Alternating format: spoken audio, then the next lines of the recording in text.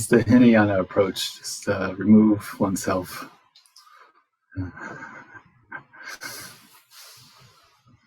That's great. Well, actually, let me, since we're all already Buddhists, Buddhistly inclined, let's pull up the prayers. Maybe we could do a refuge prayer.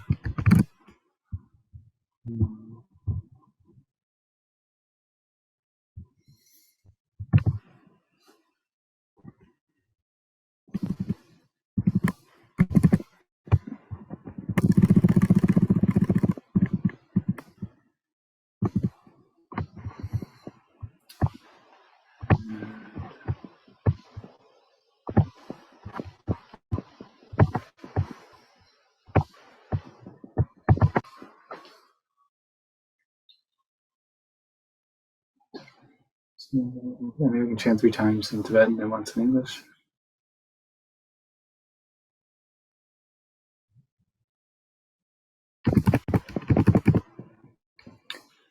Sangye chodang sohi chodama Janju badu dagi hyap suchi Dagi cho nian yibe so nangi Drola penjir sangye drupa sho Sangye chodang soki chodama Janju badu dagi hyap suchi Dagi cho nian yibe so nangi Drola penjir sangye drupa sho Sangye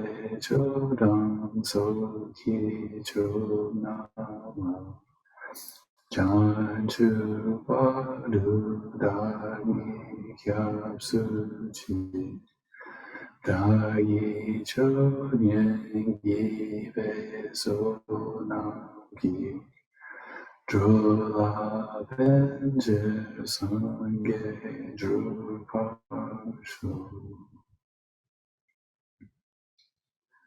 Take refuge until I'm enlightened in the Buddha, the Dharma, and Supreme Assembly. By my merits of listening to the Dharma, may I become a Buddha to benefit transmigratory beings.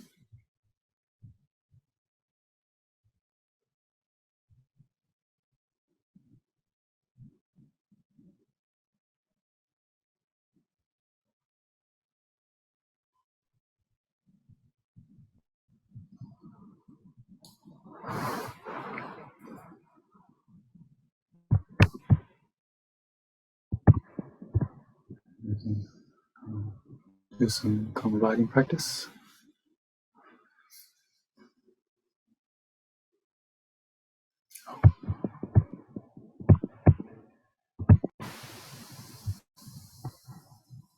Yeah, I was just saying we can maybe start with some calm abiding practice. Just whatever comes to settle.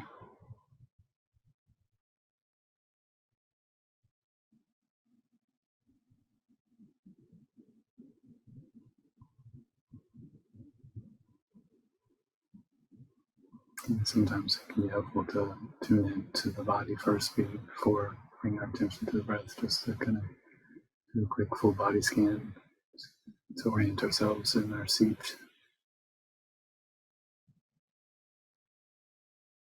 Get a sense of our full physical presence before we move to the breath.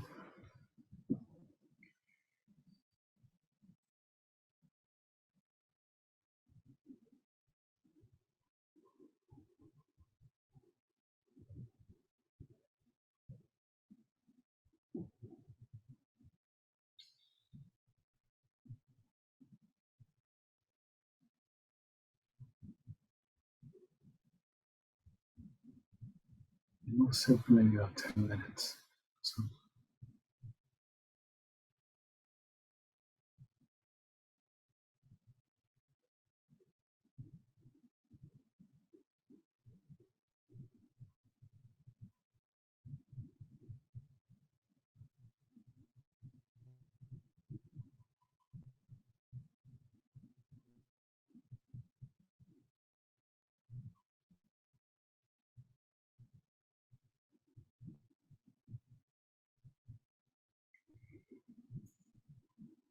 It can also be helpful sometimes to check in to see if we have a goal in mind.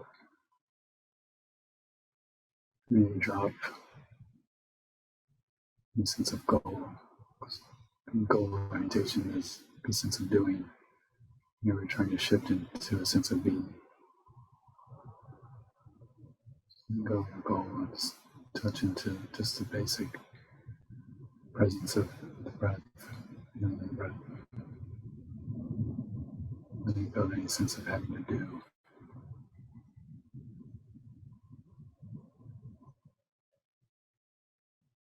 Just giving ourselves space and permission to be while anchoring and present on the breath.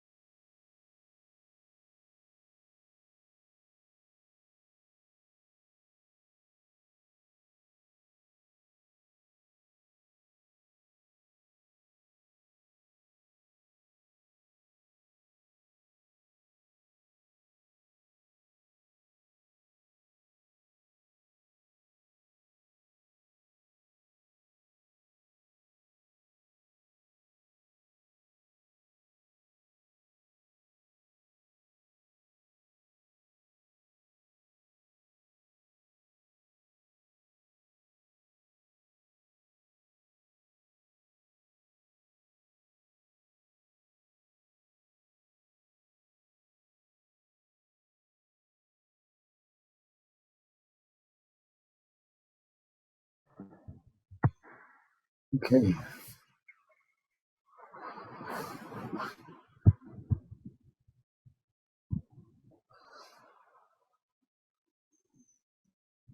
Welcome, Janice.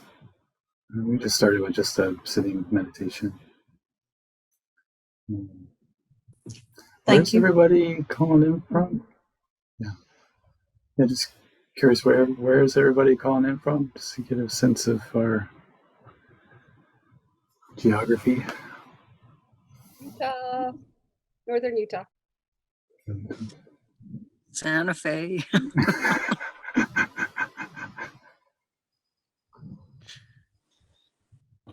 North Carolina.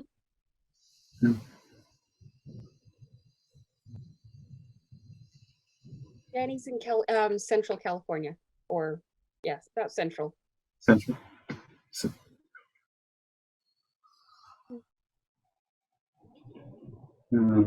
Cool. And yeah, I'm in Southern Cal and San Diego.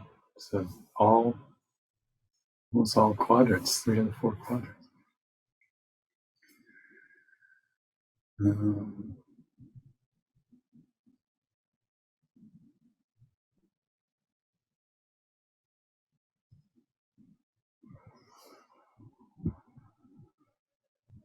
Yeah, I guess what came up for me when we started the meditation was I just noticed in myself that kind of, sometimes with all the practices and things that we need to do, like I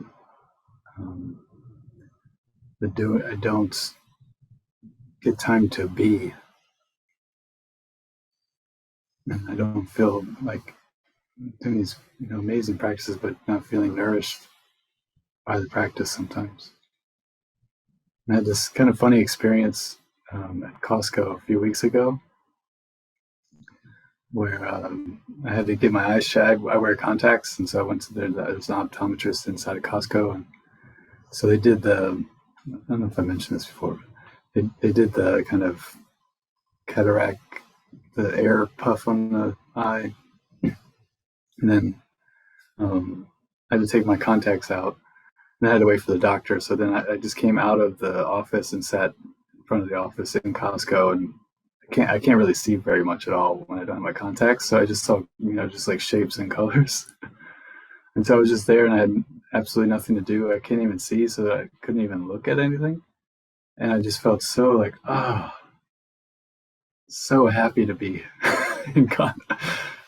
There was just this moment where everything just kind of dropped, and like I had nothing to do, nothing I could do, nowhere to go, nothing to even look at, and I just felt like just like this kind of doing pressure just dropped, and it just felt so like happy to be there. It was kind of a funny experience. So yeah, what's that? I got exposed to the norovirus on Sunday, so I'm in quarantine, and I honestly don't know what to do because I didn't go to work today, and I didn't go to work yesterday, and yeah, I just had it was bizarre because I wasn't on that hamster wheel running. Yeah.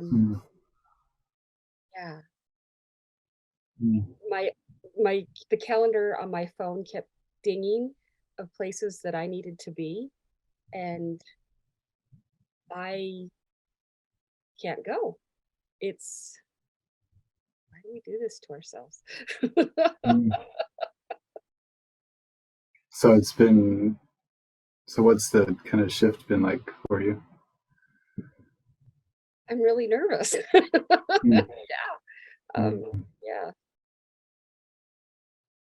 There's I washed my dishes. That's about as far as I've gotten to. I'm enjoying it, and I've taken a few naps, but honestly, I just kind of feel disjointed, like I'm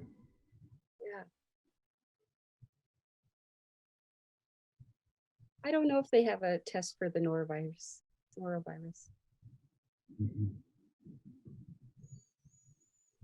So then how did he know that he tested positive for it? Was he diagnosed with it? Yeah, I don't know if it was a blood test or what it was, but my son, my son's the one who, and he has a really bad immune system. And so, yeah, he gets Okay. yeah, I don't know. I think they tested him. He does these IV treatments every couple of weeks. And I think maybe, I don't know if they tested because of that or what, but Okay. I was just curious.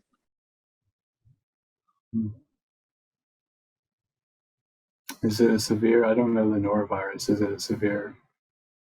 my understanding it's what you get It when, goes around in monasteries a lot. It's a barfing disease. It's yeah, gastrointestinal. like cruise ships and Yeah. Yeah. It's not Mm. funny. I mean, geez, it's not funny. I'm sorry, I'm laughing.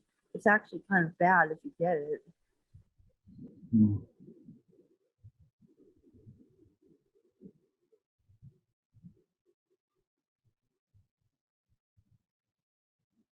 I used Yeah. to say, I used to work in a correctional facility about 25 years ago. And I used to say that I needed a day off and that I would do anything for somebody to put me in a holding cell with a stack of books about this tall. And they just keep bringing me food and wash my clothes for me. But I think I would go insane if that happened. Mm. Good. Mm. So,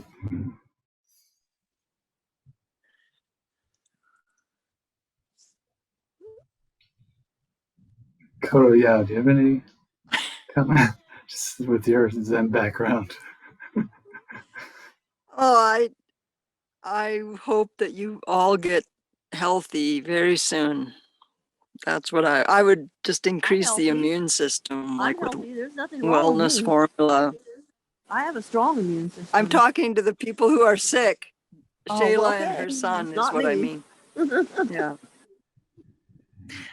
So today I went to FedEx to try to print out this insane amount of download from FPMT that I have. And oh my God, it's an insane amount of information and so on.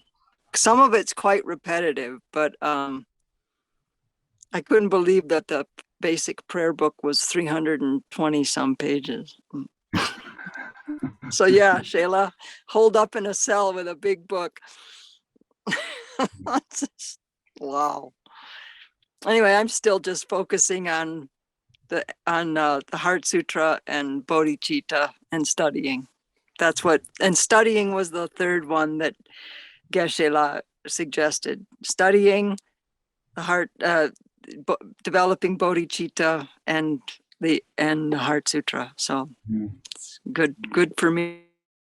Mm.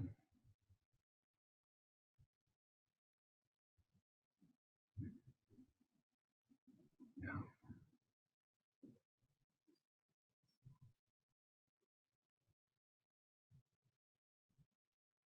That's nice. Like it, that sounds very. Again, with the Tibetan tradition, there's so much like to have some core kind of things to stake your ground into, and just be with those, like create a relationship with those. Yeah, so that you said, we're always doing so much, and I was just like, just trying to photocopy the stuff. You have to do it off the phone. You have to get a code and blah blah blah. All these crazy cycle things you got to do to just print these days. Mm. I was exhausted when I got back. I didn't even have time to sit and just think or pray or anything. I just Mm. got in bed and took a nap. I was exhausted. It seems so deep, so profound, so overwhelming. I just need to keep it simple for Mm. myself. Otherwise I'll fry up or something. I'll Mm. explode or implode. Mm. Why can't you read on a tablet? That way you don't have to print it. Oh, okay. Some people don't like that. Yeah. Oh, well. Yeah. Yeah, it's just a nice message, keeping it simple.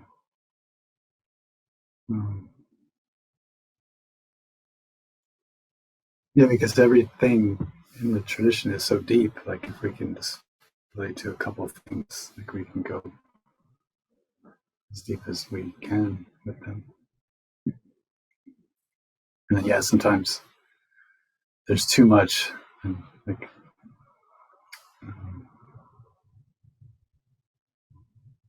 yeah, like one of my teachers said, like she was talking more about traditions, but like even with topic, like one well deep. Like we're just digging a hole for 5 minutes, and then we dig another hole somewhere else for 5 minutes, and we move over here and dig. We don't really get to the water. Yeah. Or and get nourishment from, because they're just incredible sources. Like there's water and everything that we can do.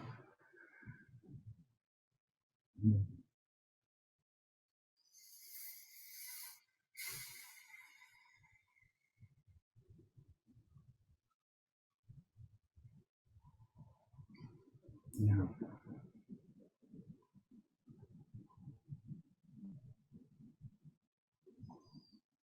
And again, it's kind of like in the Buddhist tradition, there's the antidoting approach. So, and they're oftentimes the opposite of the ailment, I guess. So we're feeling a lot of aggression and frustration, love, meditations on love, loving kindness, antidotes to that, feeling kind of obsessed. We can meditate on impermanence to help kind of, interrupt that stream of constancy and grasping. And yeah, if we're feeling like there's just too much, like maybe the antidote is just simplicity, trying to simplify a bit, and then allow that simplicity to kind of work on us to kind of slow the spin down.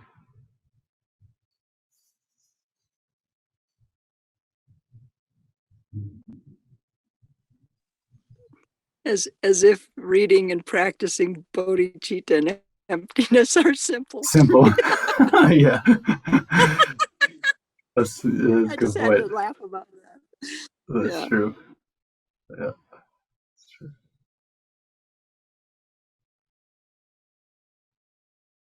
Yeah, and another point of like releasing the struggle, I guess. So if we are kind of restless, like that's what's appearing. That's what we're experiencing, and the struggle against restlessness is like fire, trying to fight fire with fire, kind of in a way. Like we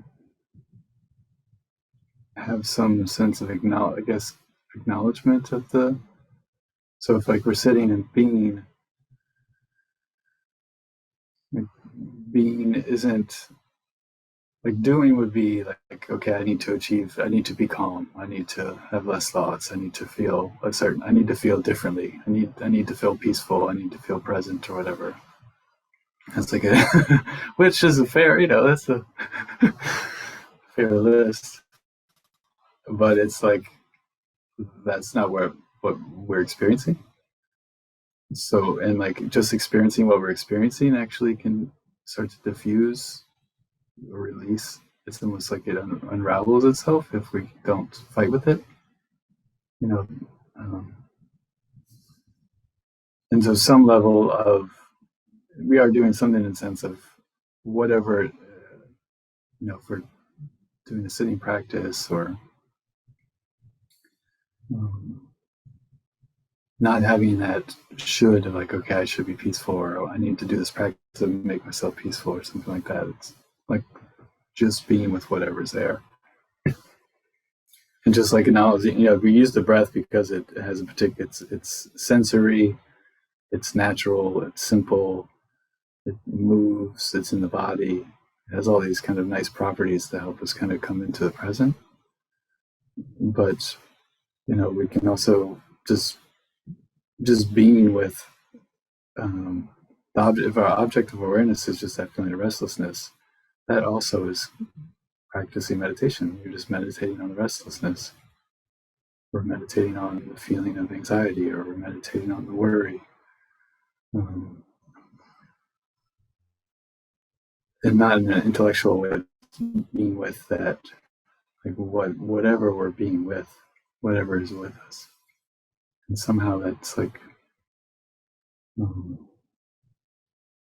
it's kind of the practice, as you could say.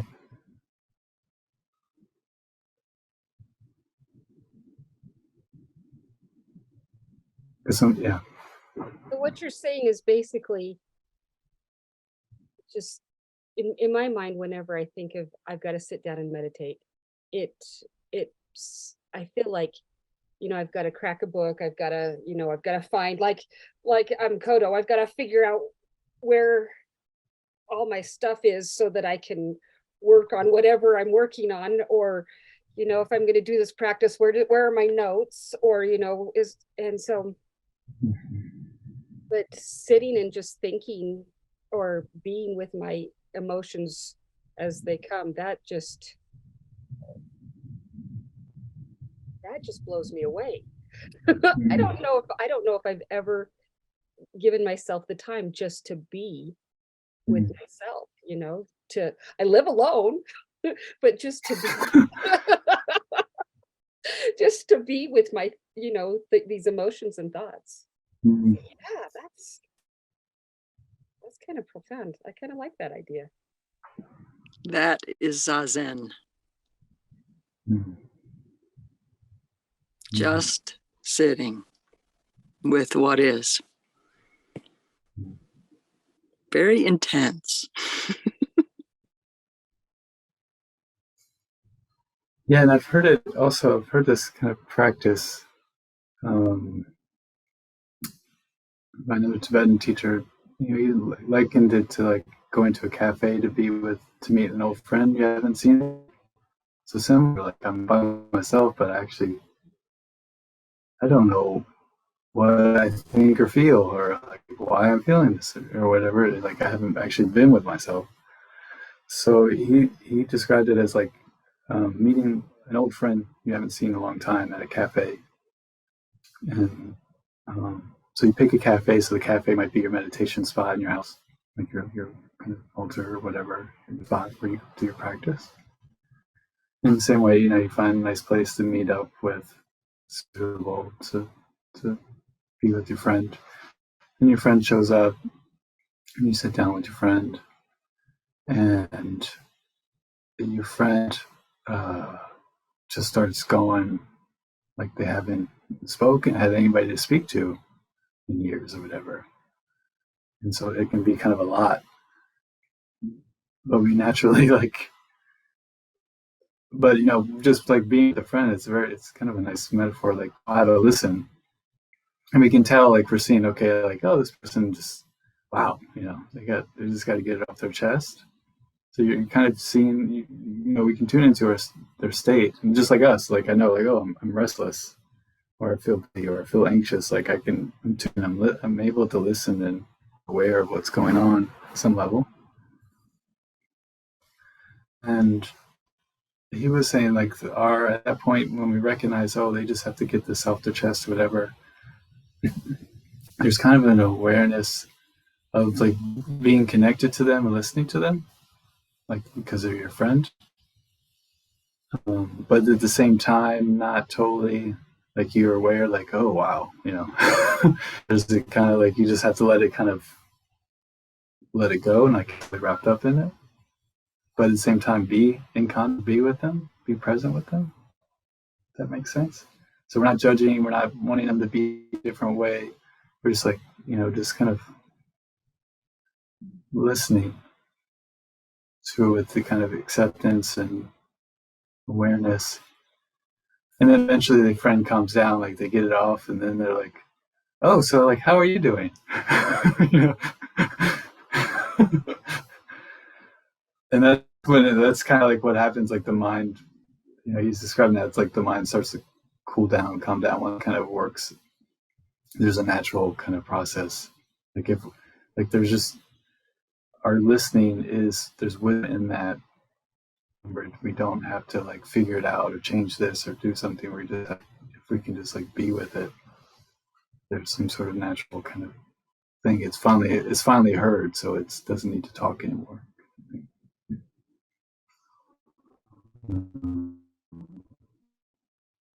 And then he says, then that's the next phase of meditation where the mind's starting to be quiet, so then you can start to move forward, or I don't know, whatever, start to go deep into a deeper place. So sometimes that first phase of just being with ourselves and starting to make friends with our experience, like our restlessness isn't a problem, or our anxiety is not a problem, or our worry is not a problem. It's not something that we need to. It's not a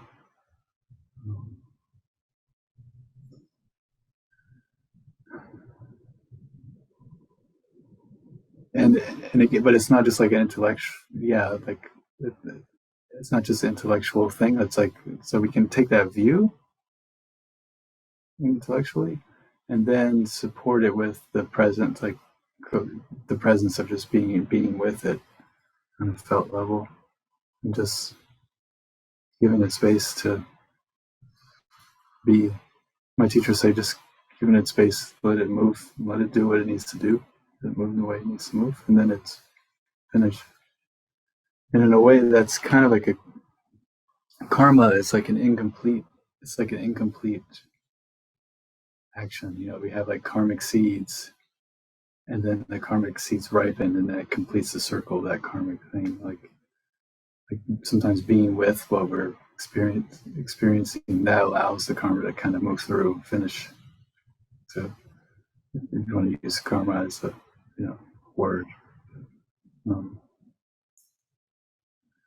yeah. And then we can have it in container of like, we do refuge prayer. We can make have an aspiration and so forth, but then let that go and just and let the practice just being with ourselves. I like the idea of just letting everything, like you said, let it move, let everything, almost like when my grandson's here and I just let him run around until he stops, and then he's calm, kind of. That sounds exactly. I've taken the meditation 101 class. I've taken it 4 times. Okay, 3 times. But and it's still, meditation still just hasn't clicked for me. I'm going to try this because this sounds practical. It sounds like I'm not going to get frustrated with myself because I'm supposed to let my mind do this. I like that idea. Mm. Yeah, and maybe that's something inside of you, recognizing that's like what you need. Yeah.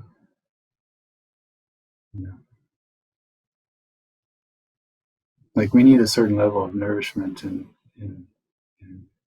being before we can go into like the 6 stages of bodhicitta and searching for the self-grasping and the non-inherently existence and the dependent right.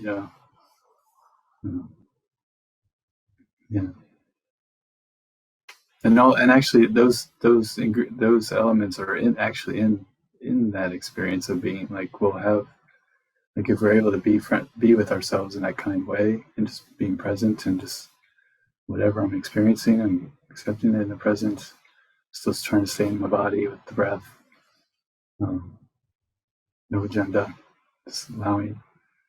Compassion comes from that, bodhicitta comes from that, the heart starts to open. Also the letting go process happens, so there's emptiness kind of qualities in there as well. So it's kind of in tune or aligned with the teachings. Just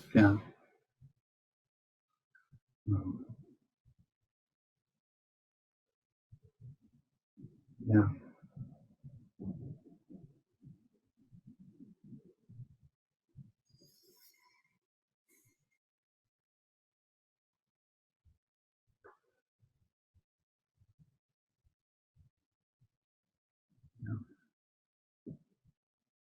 Because it's almost like we're not even making, we have to be able to make contact with ourselves to be able to transform ourselves or develop ourselves. And if we're not, and if, it's like, oh, I've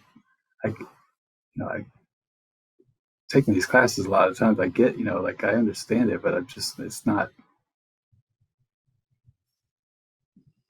hitting, hitting something. I think it's because we're not just making that basic contact with ourselves first. Yeah.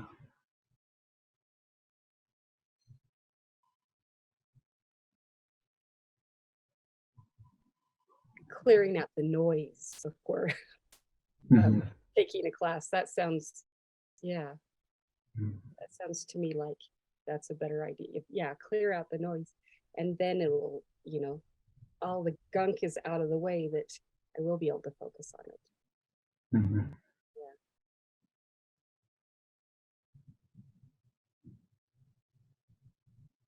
Mm-hmm.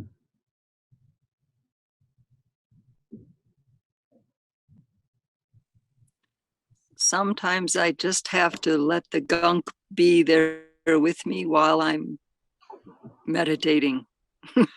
I don't let it take me over. I know it's there. It's like the sink of dirty dishes is there, but right now I have something better to do, which is to just sit and drop in and whatever meditation you want to do. So I don't always feel like my gunk is gone and then I'm going to meditate, because I don't think I'd be able to get too far with that one. But it's just I'm okay with it. There isn't a judgment. It's not loaded. It's not wrong for being gunky. Gunkiness exists along with all the beauty and the sweet flowers and the kitty cats and all the cutie pies and all of that. It's just I'm a gardener, so I just compost that gunk. But it's important to have compost. It's really important to have compost. Yeah, so I sit with my compost, I guess.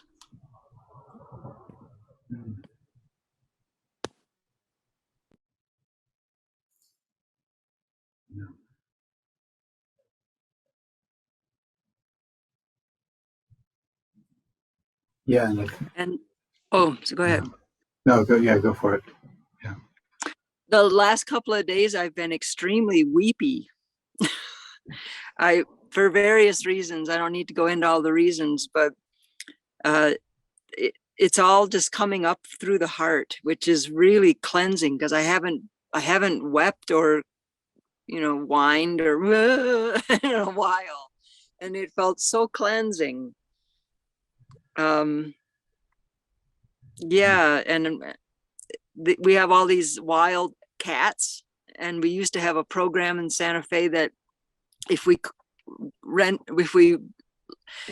got a cat trap, we could call the guys and they'd come and get it, and they'd take it to the animal shelter and spay or neuter it and either adopt it out if it could or not. They would clip its ear and bring it back so we'd know it was already spayed and neutered.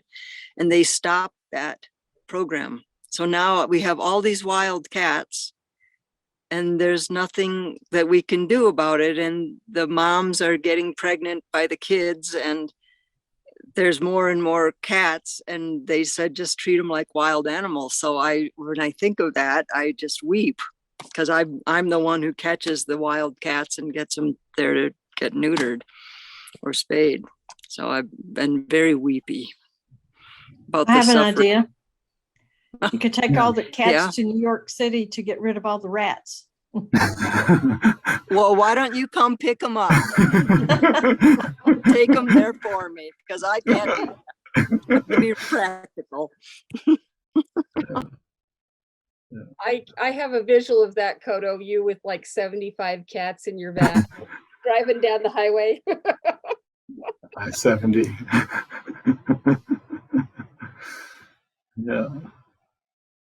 There's a huge reward for coming up for the solution to get rid of the rats in New York. Oh, really? Yeah.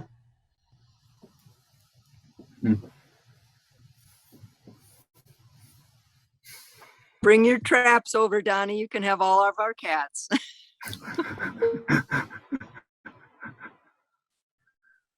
Wait, you said my traps? What traps?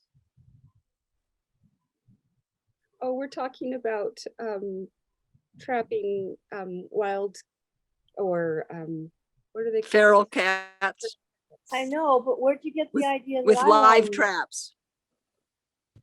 That was a You joke? catch them with live traps. Was that a joke for me to bring my traps? Because I'm not laughing. I don't think it's funny and I don't get it. No, we weren't No, talking. you were suggesting that I take all these cats to New No, York. I and- wasn't. Oh, that was Oh, Janice. who was it?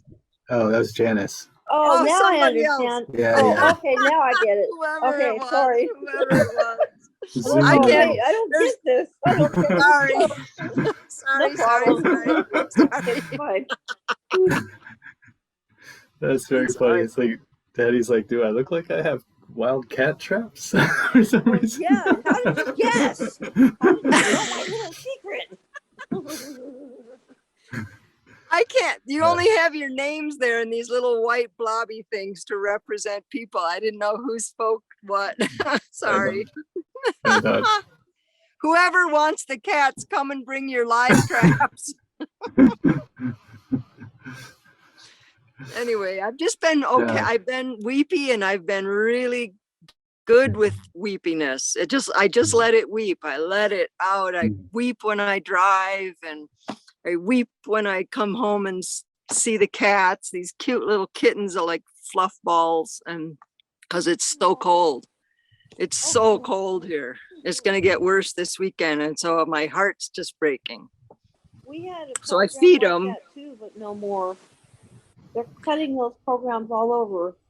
I know. They're cutting There's the going to be programs for billions of people, too. cats. I was looking Yeah. for free food the other day, and it's not easy to find that anymore for Mm. people. Mm. It's just, Yeah. yeah.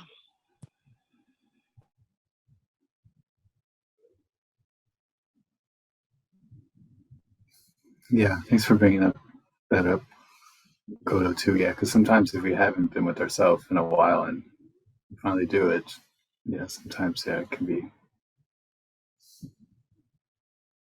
the floodgates might be one way that's expressed, and that can be very powerful. Yeah, I guess.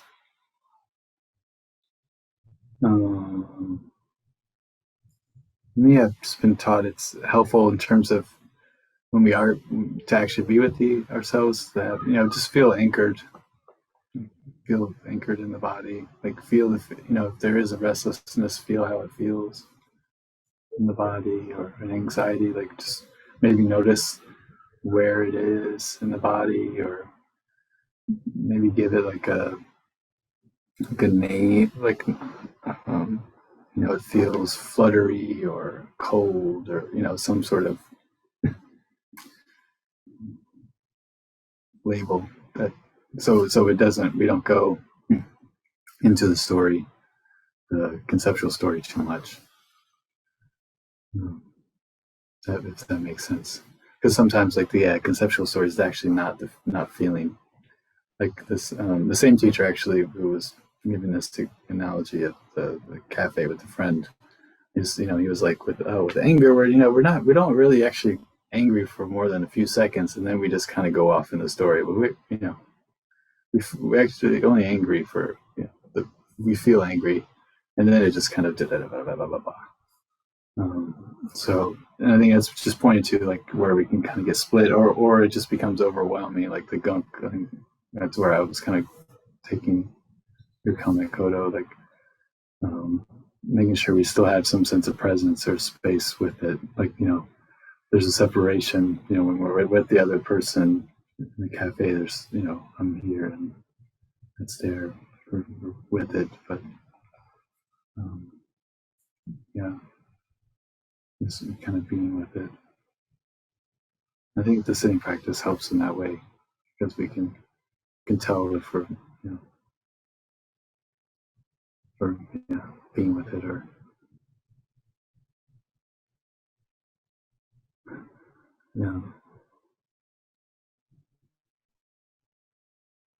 And it's interesting. Then sometimes it changes and evolves. Like first, it starts out as some sort of maybe like for me, I've experienced like frustration, and then like I'm with the sense of frustration, and I'm not doing anything with it, not seeing it as a problem. I'm just breathing and being with the frustration and feeling it, where it's in its presence in my body and what it feels like. And then it just changes into something else, and it was like sadness or something underneath it. And then it finally got to actually kind of come out.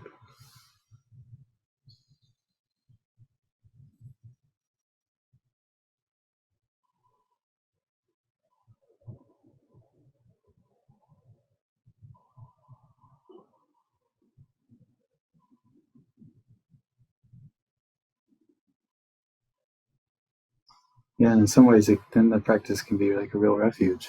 Like we feel like we're sitting down and feeling a sense of refuge. I'm just going to be with myself for 15 minutes, 20 minutes. No expectations about myself, nothing to do.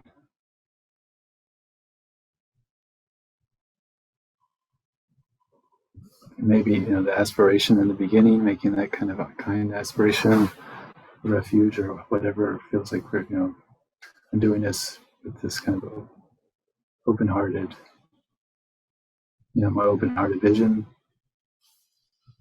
Like I value bodhicitta, contracted bodhicitta. I want to bring that in my life. So it's just kind of an expression of that. But then I'm just going to be with myself.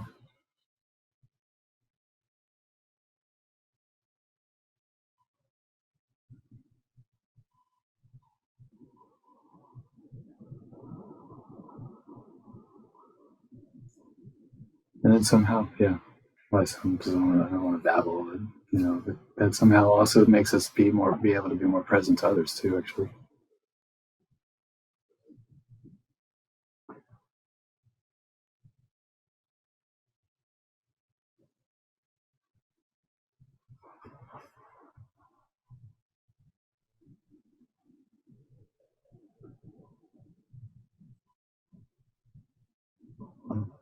Maybe we just have a couple more minutes. Maybe we can just be for a few minutes.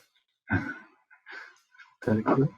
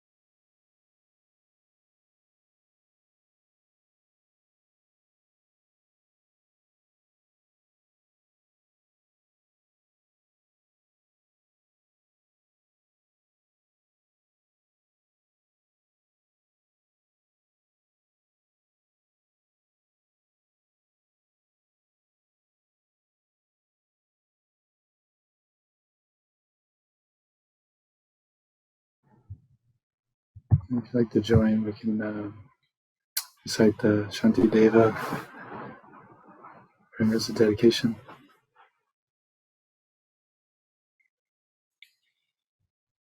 May all beings everywhere, plagued by sufferings of body and mind, obtain an ocean of happiness and joy by virtue of my merits. May no living creature suffer, commit evil, or ever fall ill. May no one be afraid or belittled with a mind weighed down by depression. May the blind see forms and the deaf hear sounds. May those whose bodies are worn with toil be restored on finding repose. May the naked find clothing, the hungry find food.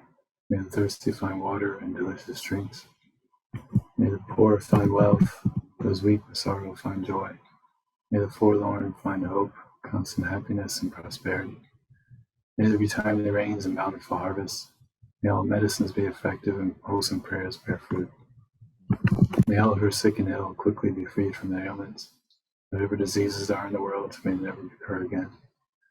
May the frightened cease to be afraid, and those bound be freed. May the powerless find power, and may people think of benefiting each other. As long as space remains, as long as sentient beings remain, until then may I too remain, to dispel the miseries of the world.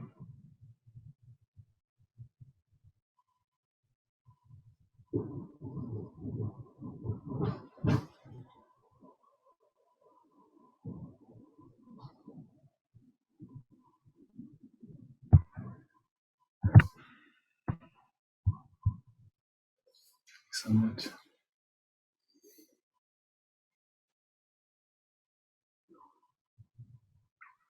Thank you, Justin. Thank you. Thank you, Justin. Thank Blah. you.